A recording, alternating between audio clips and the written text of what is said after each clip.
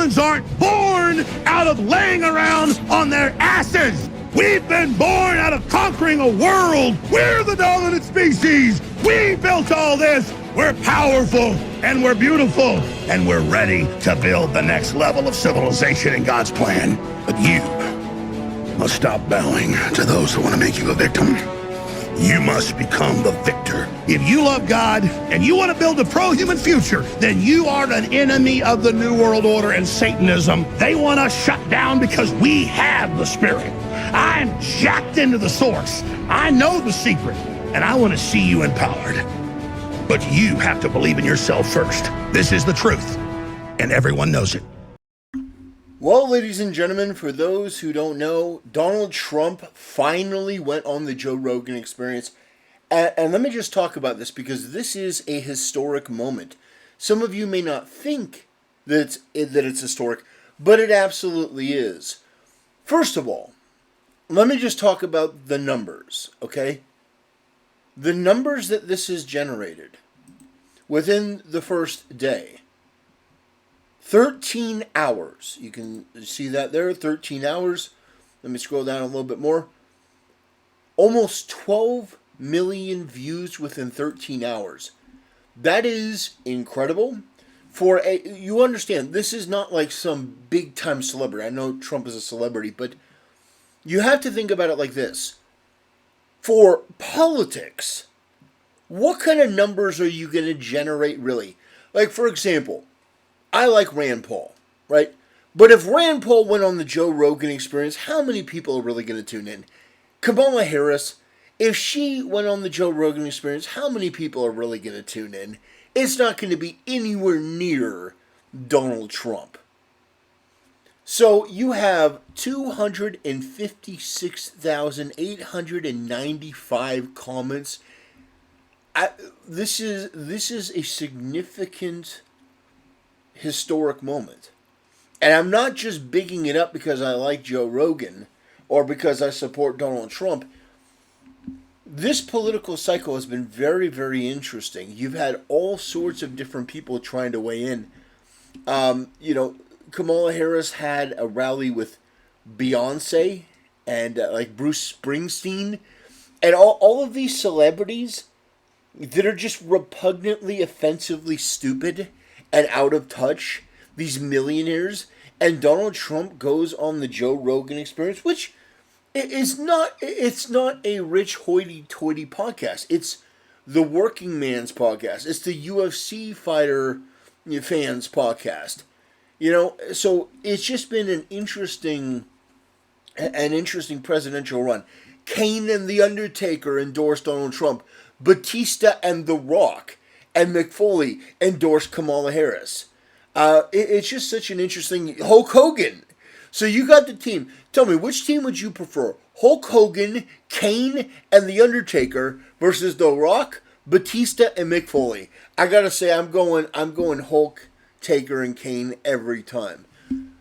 This has just been a very interesting time. And I gotta say, this episode, I'm at 2 hours and 31 minutes. So I've watched most of the entire broadcast. I'm going to finish it up after I do this video. But I just had to get on here to say this has been such an interesting conversation. They go all over the place. And Trump's wealth of knowledge on a lot of these different topics, it does not bear any similarity to the depiction of him in the media. And what that says to me is that you, as the audience, need to be even more apprehensive when you hear something from the media. I think that the modus operandi needs to be, unlike in America how you're innocent until proven guilty, I think the media needs to be treated as dishonest until proven honest. So if there's a story, you should go into it assuming that they're lying to you, and then allow them to work their way back into some form of good graces. Because unfortunately, the media has done so much damage with their propaganda, not only to this country, but to themselves. Their rhetoric about Trump being Hitler is just so completely offensive, because we know it's not true. Donald Trump has his faults, to be sure, but being Hitler is not one of them. It's so grotesque and obnoxious and transparent. And on this show, they talked about that. They talked about the persecutions. They talked about the fascism of the left. They talked about this just complete decline and decay into this morose, degenerate, oozing cesspool, this bubble that they've created for themselves. And these people are genuinely the worst. They're evil. They're disgusting. They're bottom feeders. These people are not good people. And he talked about aliens. And he talked about a wide variety of things. I definitely recommend that you go check it out. That you go watch it for yourself, because it is worth sitting through the nearly 3 hours. And I think Trump did a phenomenal job. I thought he was very funny. I thought he was very personable. He wasn't campaign Trump, but he also wasn't somber Trump, trying to create this facade.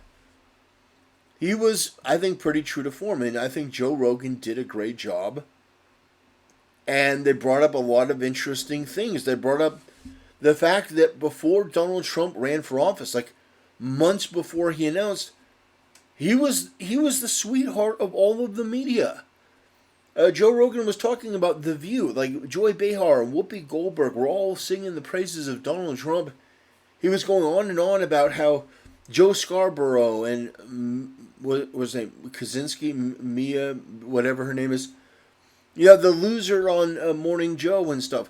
All of these people loved Donald Trump. All of these people treated him like a friend. All of these people were amiable to him. And I think maybe that may be a component of why I like Donald Trump so much. Because here's the thing. And this applies to streamer culture as well. I hate fakeness and phoniness more than Moist Critical hates Burger King. I cannot stand the facade that people put up. It infuriates me to no end. When you have somebody that you say is your friend, and then times get a little bit tough, and it requires an ounce of conviction and courage to stand by them, and you pull the ripcord and duck out, that says everything to me about who you are. And they even talked about that in this video. Not, Most Critical and Burger King, but they talked about Dana White. They talked about Dana White. The UFC was struggling. I didn't even really know this, that the UFC almost went out of business in its early days. Nobody would give a venue to the UFC. Nobody would give a venue to the UFC. But Donald Trump did. He reached out to Dana White. He gave him a venue. And Donald Trump said it was one of the most incredible things he'd ever seen. Donald Trump said, there's something here. So he gave him more and more venues. And by that time, the thing exploded. And everyone wanted to be a part of it. And the thing is, Donald Trump, in this very interview, mentioned the fact that there was a time where it would be very politically expedient. It would be very advantageous for Dana White to come out and shit on Trump, to make fun of him, to mock him, to belittle him, to ridicule him. It would get him a lot of favors and a lot of goodwill within the media. And a lot of other people would be very happy. He'd probably get a lot more money.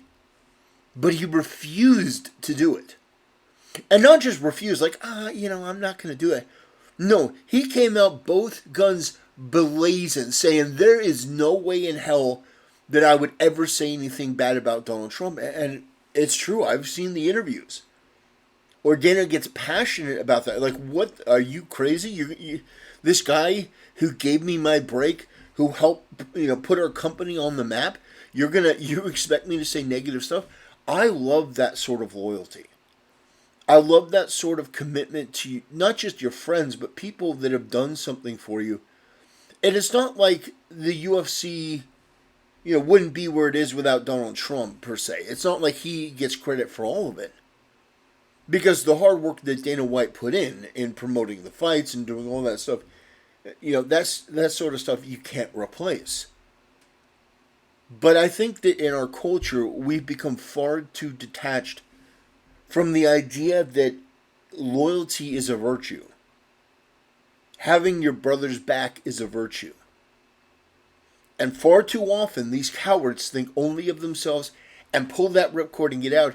And it's just so interesting to watch Donald Trump and Joe Rogan talk about this. And this was a very, very good interview. This was very, very good. And they talked about the assassination attempt. They talked about the persecutions. They talked about the 60 Minutes. These people went all over the board. Trump just showing you his love for this country, talking about the Lincoln bedroom, talking about his knowledge of Abraham Lincoln, you know, the fact that he was kind of depressed after losing 2 of his sons. It's like, and you expect me to believe that this guy is some kind of like malevolent demon. You know, you listen to pieces of human garbage like Bill Maher or Joy Behar or all these other freaks and all of these other degenerate, bottom-feeding, low IQ, subhuman, just unctuous villains.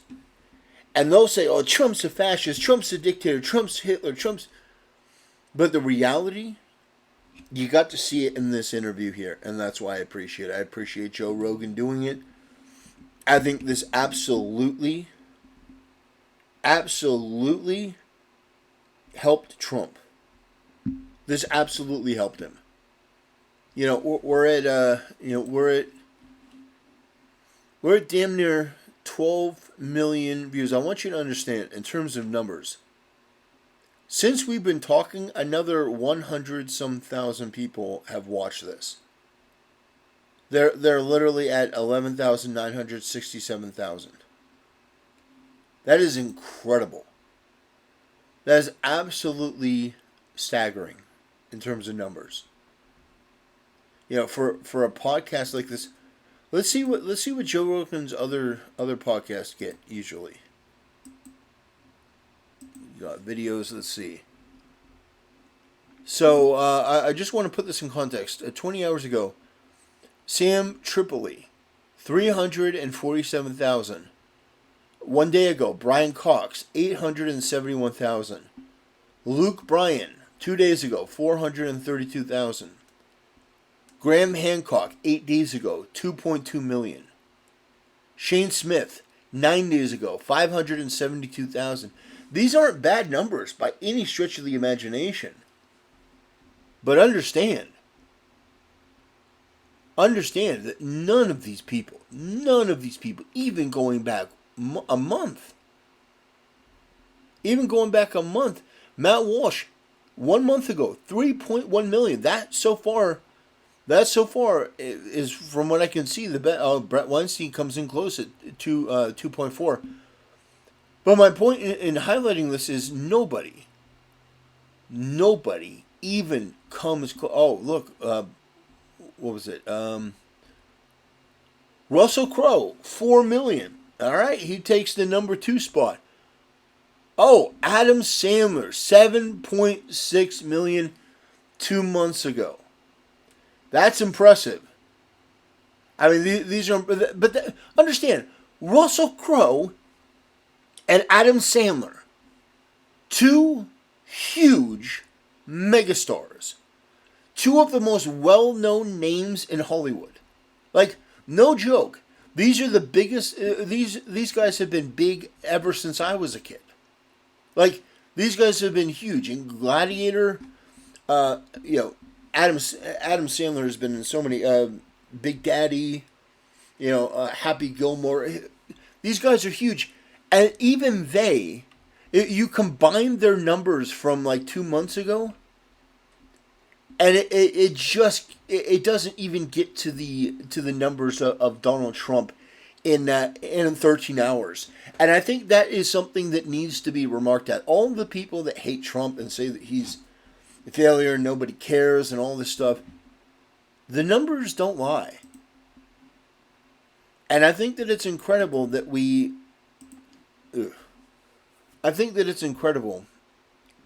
have this platform now over 12 million. 12,050,852. I think this thing, I honestly, 13 hours, I think this thing could hit 20 million. I think this thing could hit 20 million. Amazing.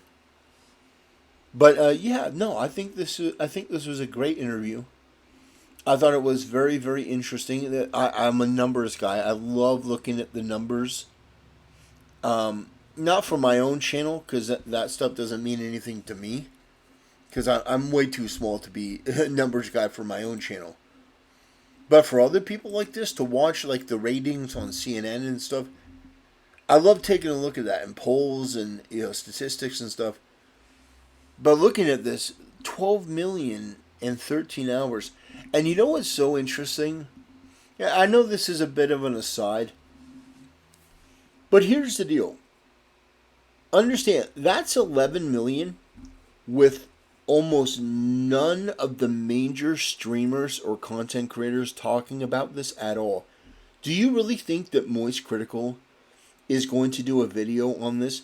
No, he avoids talking about Trump. Like, for example, not to go too hard on the guy because most streamers ignore this, but Donald Trump going to McDonald's. That was an entertainment gold mine.